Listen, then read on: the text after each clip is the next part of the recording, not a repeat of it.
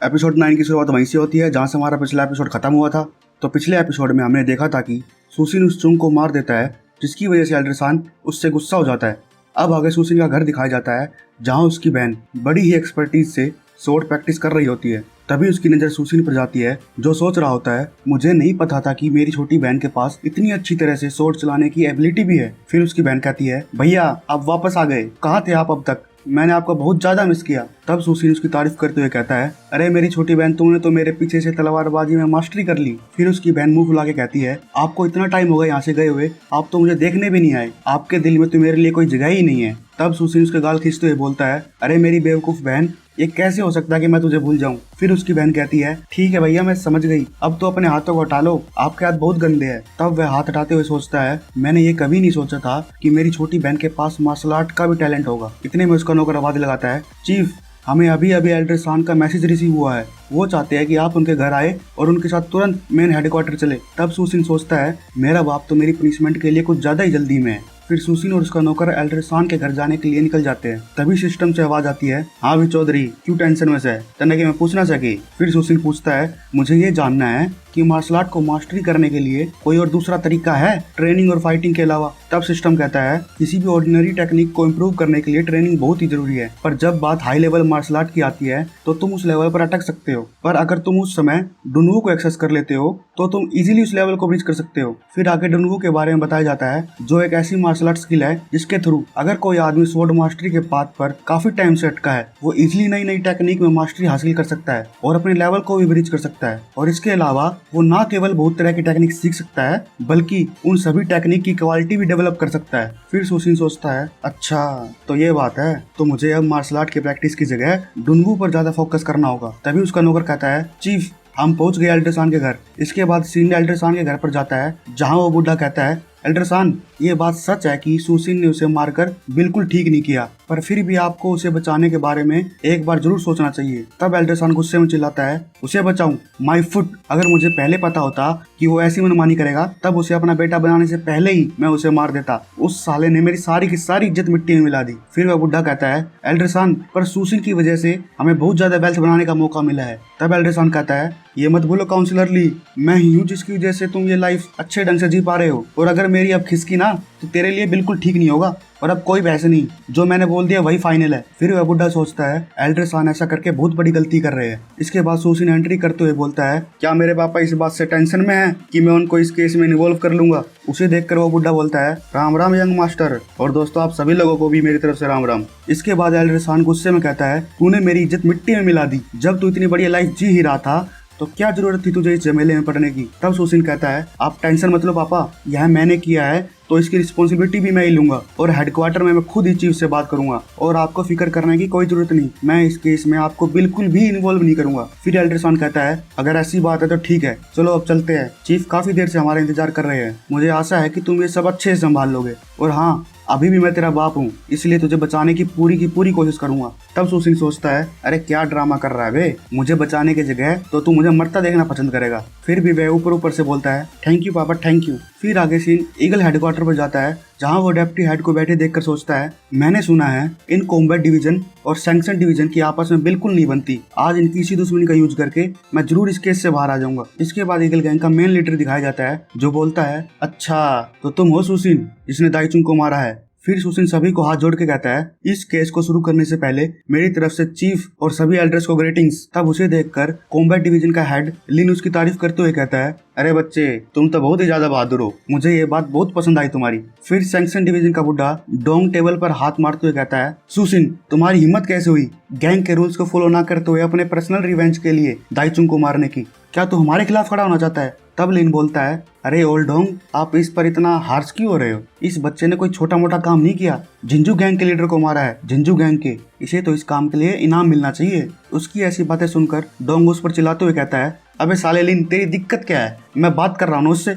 तब सुसिन evil smile देते हुए कहता है, डियर एल्डर्स प्लीज आप झगड़ा मत करो, पहले आप सभी मेरी बात ध्यान से सुने, मेरा दाइचुंग को मारने के पीछे बहुत बड़ा कारण था। उस दाइचुंग ने पहले तो हमारे भाई को मार दिया, पर उसके बाद वो चाहता था कि इस बात को ऐसे ही रफा दफा कर दिया जाए, और अगर ये केस ऐसे ही रफा दफा हो जाता तो हमारी अपने लोगों और दूसरे गैंग के सामने क्या इज्जत रह जाती, हमें उन सभी के सामने अपमान सहना पड़ता। बस यही कारण था कि वो सिर्फ मरना ही डिजर्व करता था। भाई क्या दिमाग है लौंडे का, सही खेल गया रेंच।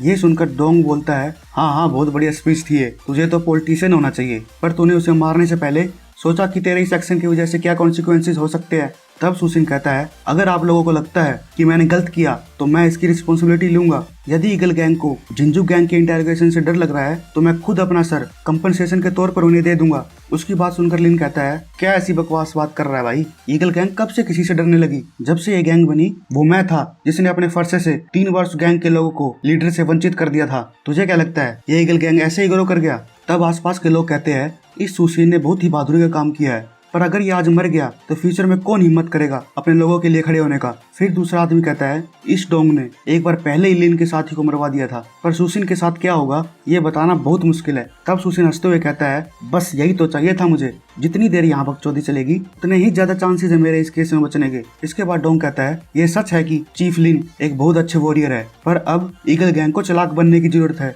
हम अब बार बार वॉर करने से अब पूरी तरह से थक चुके हैं। अगर हम इस बच्चे के लिए जिंजू गैंग के खिलाफ युद्ध का ऐलान कर देते हैं तो बहुत बड़ी दिक्कत हो जाएगी। तब लिन डोंग से बोलता है, मैं देख पा रहा हूँ कि जितने तुम बूढ़े होते जा रहे हो ना उतनी ज्यादा तुम्हारी फटने लग रही है, पर मुझे इससे घंटा फर्क नहीं पड़ता। मुझे ये बच्चा पसंद है क्योंकि मैं इसमें खुद को देख सकता हूँ, पर अगर तुम ऐसे ही प्रवचन देते रहे ना तो साले इस ईगल गैंग की कोई भी मार के चला जाएगा। तभी डोंग गुस्से में गिलास तोड़ के उस पर फिर से चिल्लाता है, अबे साले कहा ना बीच में ना बोल, तो क्यों बार बार अपनी टांग बीच में डाल रहा है। ये सुनकर लिन उसको उंगली करते हुए बड़ी ही प्यारी बात बोलता है, अबे चल बे झोपड़ी के, ये आंखें किसी और को दिखाइयो। तुझे क्या लगता है लिन डर जाएगा? वो भी तुझसे?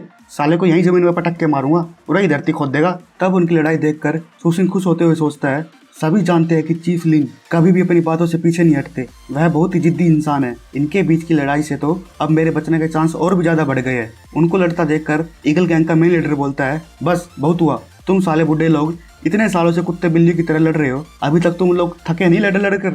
फिर वह उस मोटे झुंग ली से कहता है, तो झुंग आपकी क्या राय है इस केस के बारे में? तब वह मोटा कहता है, मुझे तो ये साफ दिखाई दे रहा है कि आप उस डोंग की तरफ हो, तो मेरा ओपिनियन तो वेस्ट ही है, पर अगर फिर भी आपको जानना है तो मुझे तो यही लगता है कि आप इस मैटर को इतनी कठोरता से ना ले और जैसा चीफ लिन कहते हैं वैसा ही करे, अदरवाइज हमारे लोग इस बात से काफी ज्यादा निराश हो सकते हैं। तब वह मेन लीडर सोचता है, साला मोटा सुअर, ये साला कैसे लिन की साइड हो गया? पर मेजोरिटी होने के कारण वह अपना डिसीजन सुनाते हुए बोलता है, सुसिन तुमने जो अपने लोगों के लिए किया सही किया, और अब तुम्हें जिंजू गैंग के लीडर को मारने के लिए रिवॉर्ड दिया जाएगा, तो आज से ही तुमको दाइचुंग की रैंक का लीडर घोषित किया जाता है। फिर सिंडोंग पर जाती है, जिसे देखकर साफ लग रहा था कि उसे ये डिसीजन बिल्कुल भी पसंद नहीं आया। इसके बाद मेन लीडर बोलता है, पर तुमने गैंग के रूल्स को तोड़कर बिना परमिशन के उस दाइचुंग से फाइट किया है, इसके कॉन्सिक्वेंसेस तो तुम्हें खुद ही झेलने पड़ेंगे, पर फिर भी इस काम के कारण तुम्हें रिवॉर्ड में एक नए लीडर के रूप में अपॉइंट किया जाता है। पर ध्यान रहे, अगर तुम रूल्स को फॉलो नहीं करते तो तुम अगली बार नहीं बचोगे। फिर सुसिन कहता है, I appreciate your gratitude chief, और मैं इन बातों का अगली बार से जरूर ध्यान रखूंगा। इसके बाद सीन एल्डर सान पर जाता है, जो इस डिसीजन को सुनकर सोचता है, मुझे पता था लीडर उस लिन को अपना राइट हैंड समझता है, और इस सुसिन ने अपने दिमाग का यूज करके बहुत ही अच्छे से इनकी फाइट का एडवांटेज उठाया है। मानना तो पड़ेगा, कुछ बात तो है इसमें। फिर आके डोंग मेन लीडर को बोलता है, पर चीफ अब हम उस जिंजू गैंग का क्या करेंगे? वो अब दाइचुंग की मौत की वजह से हमें नहीं छोड़ेंगे। इससे डर लग रहा है दोस्तों को यहाँ अकेले में देख के साले को कोई पेल ना दे। तब लिन कहता है, अरे झोपड़ी के, तुझे पहले बोला था ना कि हम जिंजू गैंग से नहीं डरते। फिर मेन लीडर कहता है, वास्तव में जिंजू गैंग की हमारे सामने कोई औकात नहीं। इसके अलावा मैंने सुना है उनके गैंग लीडर्स की आपस में बिल्कुल नहीं बनती, और अगर फिर भी वो हमसे वोट छेड़ते हैं तो माँ कसम मजा ही आ जाएगा। इसे सुनकर लिन जोर जोर से हंसते हुए कहता है, हमारा चीफ हमेशा सब चीजों के लिए तैयार रहता है। चलो अच्छा है, मुझे तो इस मूवमेंट का बरसों से इंतजार था। फिर डोंग लिन के पास जाकर कहता है, ये मत सोचना कि चीफ ने तुम्हारी साइड बोला है तो तुम जीत गए, अभी हमारे बीच कुछ खत्म नहीं हुआ है, तुझे तो मैं बाद में देख लूंगा। उसके बाद वह सुसिन की तरफ देख के सोचता है, ये बंदा जरूर कोई ना कोई बड़ी मुसीबत ला कर रहेगा अगर जल्दी इसे नहीं मारा तो। इसके बाद वो वहाँ से चला जाता है। फिर लिन उसके पास जाकर तारीफ करते हुए कहता है, अरे तू तो सच में कमाल का लौंडा है, मुझे तेरा करैक्टर बहुत पसंद आया। तब सुसिन उसको चने के झाड़ पर चढ़ाते हुए कहता है, चीफ लिन, जब मैं ईगल गैंग का मेंबर बना और आपके कारनामों के बारे में सुना, मैं तो तभी से आपका जबरा फैन हो गया था। सच बोलूं तो आप मेरे बहुत ही बड़े आइडल हो।